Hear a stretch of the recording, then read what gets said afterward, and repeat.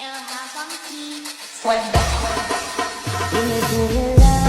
Me diré que estás pasando. Tú sabes cómo estoy sufriendo. Esto te lo tengo que decir. Cuéntame, tu despedida para mí fue dura. Será que te llevo a la luna y yo no supe hacerlo así. Te estaba buscando por la calle gritando. Eso me está matando. Oh no. Te estaba buscando por la calle gritando como un loco tomando. Es que yo sin ti y tú sin mí.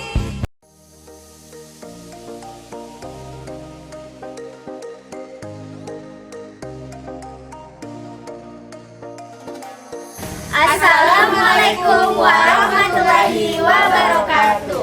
Perkenalkan, kami dari kelompok 4 akan membuat podcast dengan tema kependidikan untuk memenuhi mata kuliah profesi kependidikan oleh dosen pengampu Ibu Zuhra Melisa, SPD MPD. Selamat menyaksikan.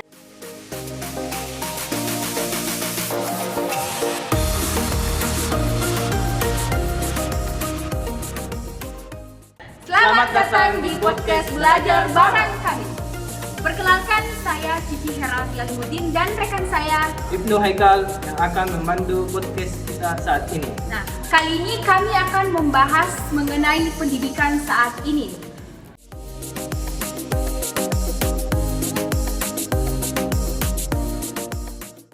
Kami kedatangan beberapa narasumber. Narasumber pertama yaitu Kak Nur Hikmah, selanjutnya Kak Ulan, yang selanjutnya Kak Dila dan Kak Febrianti Uno. Baik, kan tema kita dalam podcast kali ini yaitu dunia pendidikan. Bagaimana di mana dunia pendidikan sekarang mengalami dinamika yang kompleks. Jadi bagaimana menurut para kakak, apa saja tantangan utama dalam dunia pendidikan saat ini? Kalau menurut saya, tantangan itu meliputi kayak akses fasilitas, di mana kayak di daerah-daerah terpencil masih kurang fasilitas. Apalagi kayak contohnya di Sulawesi Barat ini, masih banyak kayak sekolah-sekolah yang fasilitasnya kurang memadai dari pemerintah. Dan ada juga kayak dari kampus kita sendiri, pemerintah belum memperbaiki jalan untuk menuju ke kampus, otomatis kayak masih terhambat fasilitasnya. Setelah itu ada juga dari kependidikannya kayak teknologi, apalagi sekarang di abad 21 lebih ke teknologi. Nah, banyak guru-guru yang cukup belum menguasai tentang teknologi, apalagi kayak di daerah-daerah yang masih kurang akses kayak internetnya. Itu sih menurut saya. Kalau menurut Kak Febrianti, Ya, saya setuju sih karena banyak sekolah-sekolah sekarang tuh kekurangan fasilitas seperti kayak sekolah-sekolah terpencil pasti kurang, jaringan saja kurang, jadi otomatis mereka susah menggunakan teknologi. apalagi kayak guru-gurunya masih kurang menguasai tentang Susah juga belajar, apalagi guru-guru yang sudah tua dia. Baru kalau guru-guru sama netizen ya mungkin bisa, tapi kadang juga media pembelajaran yang digunakan kan menggunakan terlalu akses karena harus mengikuti perkembangan zaman. Sedangkan guru-guru yang mengajar basic kan masih rentan untuk yang guru-guru muda, masih guru-guru yang tua. Menurut para kakak, bagaimana peluang-peluang yang bisa dimanfaatkan oleh dunia pendidikan di tengah tantangan tersebut yang disebutkan oleh kakak Dila dengan kakak Febri tadi? Oke, saya akan menjawab pertanyaan dari Ros. Ya. Jadi kan tadi ada dibahas oleh kakak Dila, nah ada beberapa tantangan. Ya. Jadi peluang terbesarnya itu saat ini adalah mungkin dalam penggunaan atau pemanfaatan teknologi. Ya, pemanfaatan teknologi informasi untuk bagaimana kita memperluas akses pendidikan agar kan dari teknologi bisa kayak guru-guru yang tidak tahu ini seperti disebutkan tadi bisa belajar cara-caranya ya penggunaannya. Kemudian kan di abad ke-21 ini pengembangan keterampilan untuk siswa melalui kreativitas, kolaborasi dan juga berpikir kritis itu yang dikembangkan saat ini di abad ke-21 ini. Jadi menurut saya pemanfaatan teknologi itu sangat penting untuk kita saat ini karena nanti juga ketika kita bekerja pasti pasti penggunaan teknologi lebih banyak digunakan.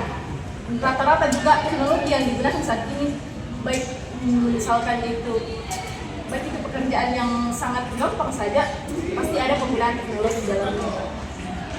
Sudah terupdate di Ya karena kan harus memang saat ini teknologi cuma yang sangat pekat, karena kalau misalnya kita ketinggalan tentang teknologi, otomatis dunia pendidikan tidak berjalan, karena dunia pendidikan harus diikuti zaman saat ini. Ya, apalagi di sekolah kan ada banyak seperti penghitungan nilai.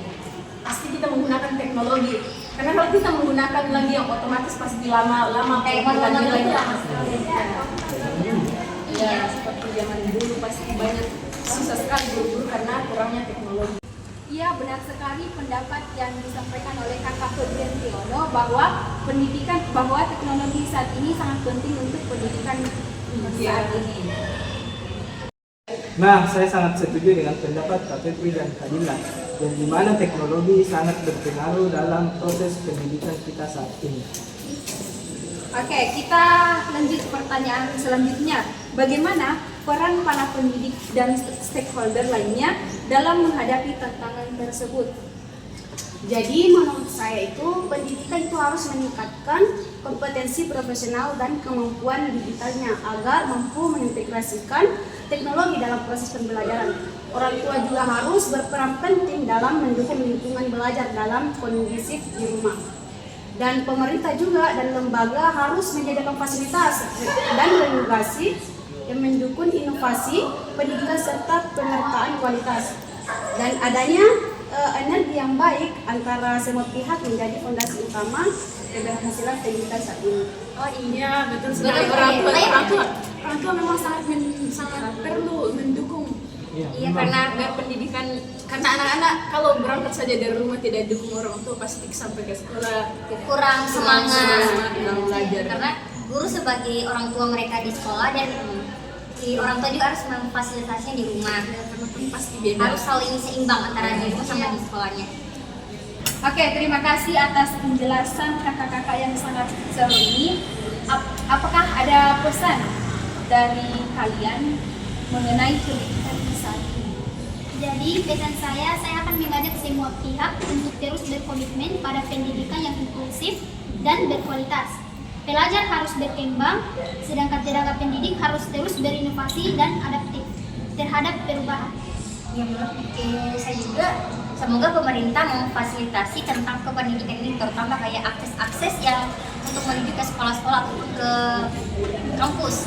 Contohnya kayak bagaimana Kak Febriantiono? Ya, kalau saya mengenai kenyamanan siswa-siswi di sekolah, seperti kursi juga bisa kan, bagaimana kita belajar dengan baik. Kalau sedangkan kenyamanan saja, pasti kita fokus pada kenyamanan. Ya, kalau untuk mahasiswa, semoga pemerintah memperbaiki jalan-jalan yang menuju kampus-kampus agar aksesnya, agar kita sebagai mahasiswa bisa lebih semangat ke kampusnya. Apa kayak musim hujan kan biasa kalau jalan itu kayak becek, membuat kayak mahasiswa malas ke kampusnya. Jadi alasan kok. Iya. Jadi alasan tidak ke kampus. Iya.